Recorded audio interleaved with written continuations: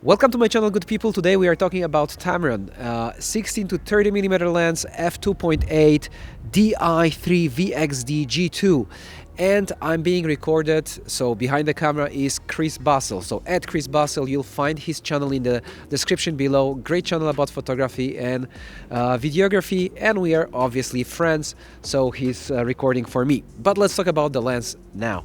Okay, so the build quality is typical Tamron. It is plastic, but it is well-made plastic. Nothing is scratchy, itchy or anything like it. It's very smooth to operate. Look at that. I can operate with one finger to change the focal length, and I can change focus with just one finger. Everything is pretty smooth. The lens mount is made of metal, and you have this rubber gasket here, so this is pretty cool. You also have USB-C port that is designed to update firmware, but also you can connect it to your computer, and using Tamron software you can program this button, this customizable button, according to your needs in the software delivered by Tamron themselves. The filter thread is 67 millimeter. It's designed in Japan, so 67 millimeter is a typical filter thread for all Tamron lenses, and I do like it because if you own other lenses from this manufacturer, you don't have to buy new set of filters, and of course you have this shader here. So pretty much this is it when it comes to build quality. Very important thing, it is quite compact for this kind of lens and very lightweight, which is very cool because if you compare it to my full metal 16 to 35 f4 by size, so original Sony, it is much heavier. Okay, now let's talk about optical qualities. First, sharpness. At 16 millimeters at f2.8, this lens is pretty sharp, specifically in the center of the frame. It's not razor sharp, but it is pretty sharp. When it comes to the corners, there's a drop of sharpness and there's a drop of contrast at f2.8. At 3.2, it improves a little bit to be finally very good at 3.5. So 3.5 is a perfect sweet spot for this lens if you want the best quality at 16 millimeters. Now we are turning this wheel to 30 millimeters, and at 30 millimeters situation is much better in the corners. Straight from f2.8 you have pretty good sharpness both in the center and pretty much in the corners, but again, if you want this lens to work in its optimum, close it to 3.5 and you are safe, because like 2.8 honestly is mainly used for portraits or shallow depth of field. Now let's talk about distortion of this lens is pretty visible, and this is the main downside in my personal humble opinion.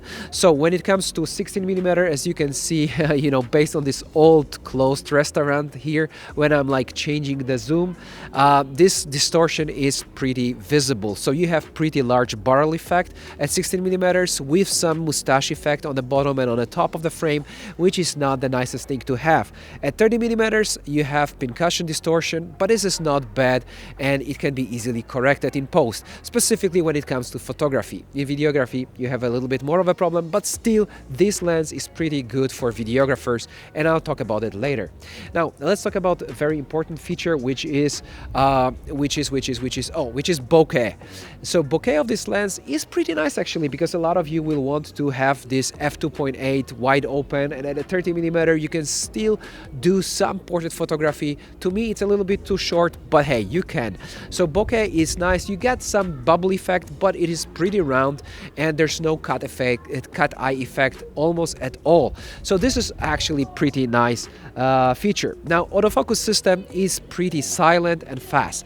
I would say it is one of the best I've tested recently in non-original lenses. So there's not a lot of hunt. It is fast, it is reliable and extremely quiet. So very good job Tamron. I really like the autofocus system, and face detection or eye detection connected to my Sony A7 Mark IV works flawlessly. Now against the harsh light, When it comes to natural light, you have a very typical for this kind of zoom lens flaring. It is bluish. It is pretty nicely controlled. Nothing spectacular. Nothing huge. I would say like working against the harsh light is good. When it comes to electric light, electric source of light, so like a natural source of light, there is a little bit of difference. So close to the corner of the frame, you have some smudging that you can see with the pictures from the silver mine that we visited with this lens.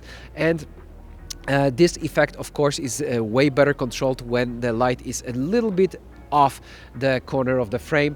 Talking about the like electrical lights, let's talk about stars. At f11, this lens produces a beautiful shape of stars. So if you're looking for something to shoot like landscapes in the night or cityscapes in the night, this lens is a great choice just because of this star. Now let's talk a little bit more about videographers. So focus breathing, it's hard to pronounce. Focus breathing is very well controlled. So if you are looking for something for your gimbal, something white, something light, and something for your gimbal that doesn't have a lot of focus breathing, actually this thing can produce a very, very nice image. Specifically close down to 3.5, vignetting is almost gone. So you have pretty bright, pretty light lens for your video production.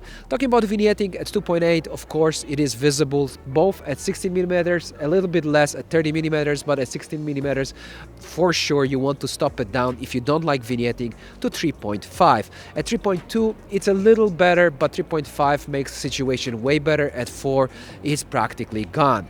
So it is not a flawless lens.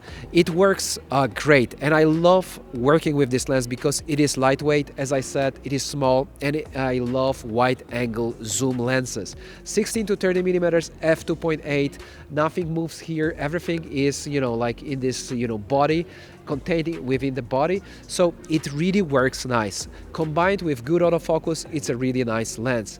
Distortion is big. There is some drop of sharpness specifically at 16 millimeters, and I wouldn't recommend to go too close to your objects because like the drop of sharpness and drop of contrast when it comes to macro photography, because you can come really close with this lens to your object, drops dramatically. But again, stop down to 3.5, it is nice.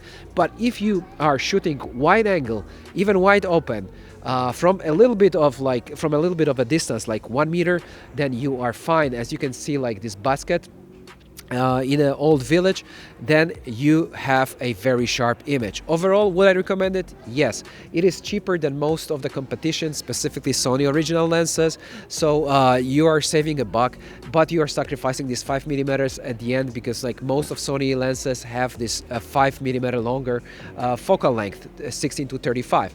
But if you're not thinking about portrait photography, you just want a wide angle zoom lens, this lens is pretty cool.